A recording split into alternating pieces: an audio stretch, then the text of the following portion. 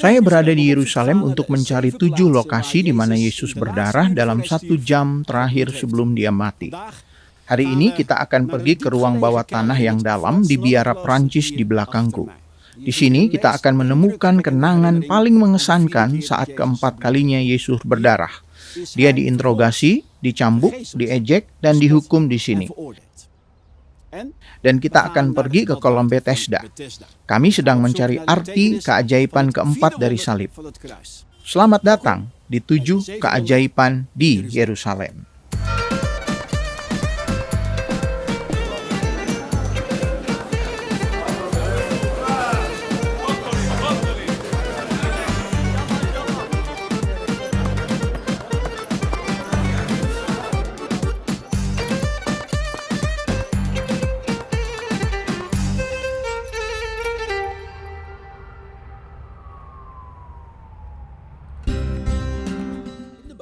Miniatur kota Yerusalem kuno di Museum Israel juga berisi benteng Raja Herodes. Herodes membangun kembali bait Allah yang kedua dan memperbesar benteng yang berbatasan dengan alun-alun.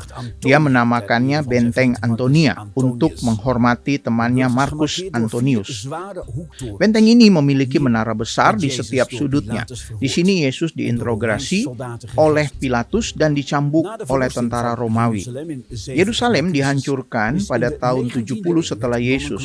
Pada abad ke-19, biara suster-suster Sion dibangun di reruntuhan benteng Herodes. Di sini saya akan pergi turun ke bawah tanah tempat Yesus dicambuk dan dihukum.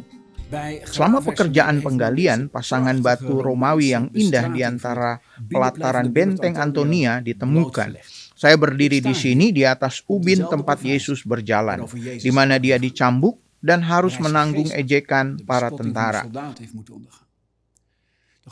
Ubin persegi besar masih berada di lokasi yang sama seperti di zaman kuno dulu. Jika Anda perhatikan baik-baik, Anda dapat melihat bahwa ubin tidak memiliki permukaan yang halus. Itu untuk mencegah kuda tergelincir di atasnya. Dan Anda dapat melihat di sini talang kecil telah dibuat di lantai untuk mengalirkan air hujan ke dalam tangki besar di bawah tanah yang bisa menampung jutaan liter air. Yesus dibawa ke tempat bersejarah ini pagi-pagi sekali. Setelah malam tanpa tidur dan dipukuli serta dianiaya sebagai penjahat dan diserahkan kepada penguasa Romawi Pilatus, karena hanya Pilatus yang berhak menjatuhkan hukuman mati. Yesus diinterogasi 3 kali oleh Pilatus dan setiap kali ia sampai kepada kesimpulan yang sama. Aku tidak mendapati kesalahan apapun padanya. Dalam Yohanes 18 kita dapat membaca bahwa dia ingin melepaskan Yesus, tapi bahkan orang yang paling berkuasa di negeri ini tidak mampu melakukannya. Ini adalah rencana Allah bahwa Yesus akan mati menggantikan kita. Bahkan Pilatus tidak bisa mengubahnya. Dalam naskah sorga juga menyatakan bahwa Yesus akan dicambuk oleh tentara Romawi. Saya pikir ini adalah peristiwa paling intens dalam 18 jam terakhir kehidupan Yesus. Dan tidak terpikirkan bahwa pencambukan Yesus terjadi di sini, di lokasi ini.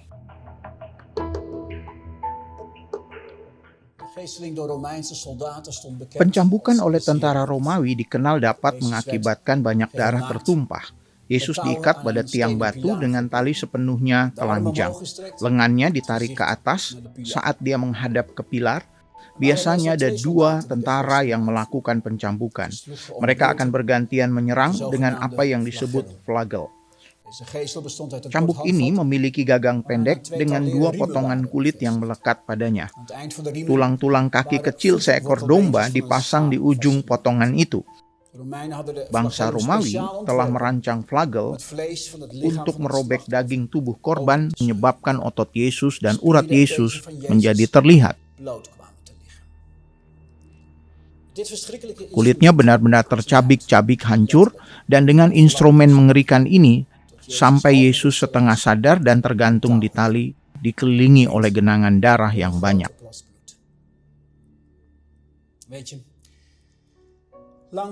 Anda tahu, untuk waktu yang lama saya bertanya-tanya, mengapa tubuh Yesus yang tidak pernah mengenal sakit harus sangat dirusak sampai ibunya sendiri pun tidak dapat lagi mengenalinya? Mengapa Yesus harus sangat menderita sehingga orang tidak tahan lagi melihatnya? Mungkinkah dia mati dengan cara yang berbeda, tidak mengerikan seperti ini?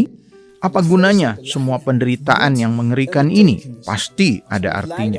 Jika tidak ada makna atau nilainya, maka akan lebih baik jika dia mati dengan tidak begitu mengerikan.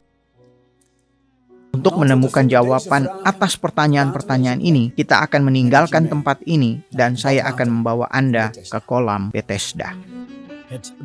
Kolam Bethesda tidak jauh dari benteng Antonia berada, di mana Yesus dicambuk. Di zaman Yesus, Bethesda adalah titik pertemuan bagi mereka yang sakit, pincang, atau cacat, dan yang percaya bahwa air memiliki khasiat penyembuhan. Kolam itu telah tertutup puing-puing selama berabad-abad hingga akhirnya digali oleh White Father. Mereka menemukan 2 buah kolam persegi panjang seperti yang dijelaskan dalam Injil Yohanes. Yohanes menggambarkan bagaimana orang sakit, buta, lumpuh, dan kurus kering menunggu keajaiban mereka di tepi kolam ini. Bethesda berarti rumah belas kasihan. Namun tidak banyak belas kasihan yang bisa ditemukan di sini. Orang-orang hanya memikirkan diri sendiri di Bethesda. Anda harus berjuang sendiri untuk kesembuhan Anda. Sesekali seorang malaikat akan turun ke air. Siapapun yang pertama kali masuk ke dalam air disembuhkan. Suatu hari Yesus mengunjungi tempat ini dan dia melihat seorang pria yang lumpuh. Ia telah sakit selama 38 tahun. Selama 38 tahun adalah jumlah waktu yang sama yang dihabiskan orang Israel mengembara di padang gurun sebelum mereka bisa memasuki tanah perjanjian. Pria lumpuh ini, yang namanya bahkan tidak disebutkan, adalah simbol dari seluruh Israel, lumpuh, buta, dan sakit. Mereka hampir kehilangan semua harapan. Kemudian Yesus bertanya kepada dia, apakah dia ingin sembuh? Pertanyaan macam apa itu? Dia itu mengeluh bahwa dia telah kehilangan semua harapan. Dia berkata, tidak ada orang yang menurunkan aku ke dalam kolam ini. Dan sementara aku menuju kolam ini, orang lain sudah turun mendahului aku. Tetapi tiba-tiba Tuhan berkata kepadanya, bangunlah, angkatlah tilammu, berjalanlah. Dan pria itu segera sembuh. Ia mengambil tilamnya dan bisa berjalan lagi. Setelah 38 tahun pria itu tiba-tiba akhirnya sembuh. Sebuah keajaiban yang mengesankan terjadi di sini, di tempat ini. Anda tahu, saya sering melihat bahwa keajaiban menimbulkan banyak pertanyaan. Apakah saya benar-benar harus pergi ke konferensi untuk disembuhkan oleh Tuhan? Saya sendiri sering bertanya-tanya secara khusus mengapa tubuh Yesus yang tidak mengenal penyakit harus dimutilasi sehingga orang-orang tidak bisa lagi mengenalinya. Nabi Yesaya menubuatkan bahwa dalam 18 jam terakhir dari kehidupan Yesus begitu buruk rupanya, bukan seperti manusia lagi, dan tampaknya bukan seperti anak manusia lagi.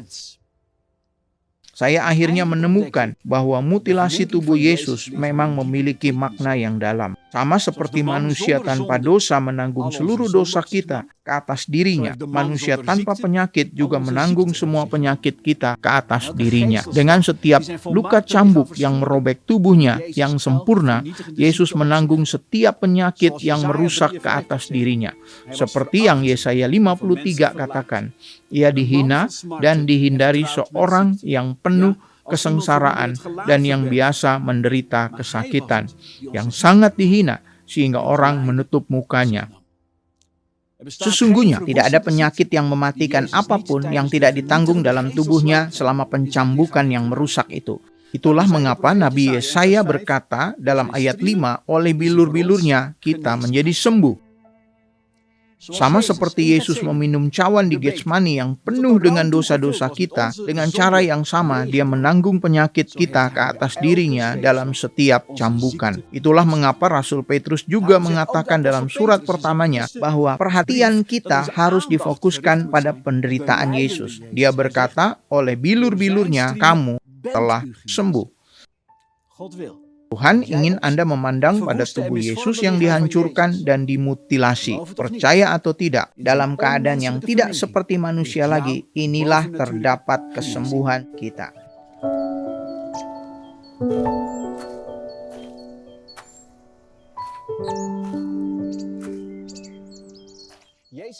Yesus memerintahkan kita untuk berdoa bagi yang sakit. Kita berdoa dan Yesus menyembuhkan. Tapi apa yang Anda lakukan ketika kesembuhan belum terjadi? Ibrani 2:8-9 memberi saya jawaban bertahun-tahun yang lalu untuk banyak pertanyaan yang saya miliki tentang kesembuhan. Dikatakan segala sesuatu telah engkau taklukkan di bawah kakinya. Sebab dalam menaklukkan segala sesuatu kepadanya, tidak ada satu pun yang ia kecualikan yang tidak takluk kepadanya. Tetapi sekarang ini belum kita lihat bahwa segala sesuatu telah ditaklukkan kepadanya. Tetapi dia, yaitu Yesus, yang kita lihat. Jadi kita membaca di sini bahwa segala sesuatu termasuk semua penyakit ada di bawah kakinya. Tetapi kita belum melihat bahwa semua hal termasuk semua penyakit tunduk kepadanya. Kebenaran keajaiban salib adalah bahwa kita telah disembuhkan oleh bilur-bilur Yesus, dan faktanya adalah kita belum melihat bahwa semua penyakit tunduk kepadanya. Percaya tidak berarti kita menyangkal fakta, tetapi kita menundukkan pada kebenaran bahwa kita telah menerima kesembuhan melalui bilur-bilur Yesus. Itulah mengapa sangat penting bagi kita untuk berpegang pada keempat kata berikut di setiap keadaan, yaitu tetapi kami tetap melihat Yesus. Dalam Ibrani 6 ayat 5 dikatakan bahwa sebelum kedatangan Yesus, kita mengecap firman yang baik dari Allah dan karunia dunia yang akan datang, sehingga orang-orang dapat disembuhkan oleh Tuhan bahkan di zaman kita ini. Meskipun tidak semua orang yang kita doakan sembuh, itu tidak berarti bahwa kita akan berhenti berdoa untuk kesembuhan. Sementara itu, kita mengharapkan langit dan bumi yang baru di mana kita semua akan menerima kesembuhan dan pemulihan sepenuhnya. Itulah mengapa berdoa bagi orang sakit selalu berhubungan dengan iman dan pengharapan. Ibrani 10:36 mengatakan, sebab kamu memerlukan ketekunan, supaya sesudah kamu melakukan kehendak Allah, kamu memperoleh apa yang dijanjikan itu. Ketika Anda sudah sakit selama bertahun-tahun sama seperti pria di Bethesda, tidak mudah untuk bertekun dan terus melakukan kehendak Tuhan. Ketika saya menjadi pendeta di sebuah gereja, saya menderita epilepsi dalam semalam. Saya ingat bahwa saya kadang-kadang harus berpegangan kuat pada mimbar gereja karena saya mengalami serangan epilepsi selama khotbah. Kadang-kadang saya bahkan tidak dapat mengingat apa yang telah saya khotbahkan. Dalam 7 tahun saya sakit, saya memiliki banyak orang yang mendoakan saya. Sayangnya, tanpa hasil. Tidak mudah untuk bertekun dan melakukan kehendak Tuhan. Tetapi dalam 7 tahun yang sulit itu, saya menempatkan iman saya kepada Yesus setiap hari dan saya melakukan apa yang Dia minta dari saya dalam ketaatan. Sampai hari yang indah itu tiba.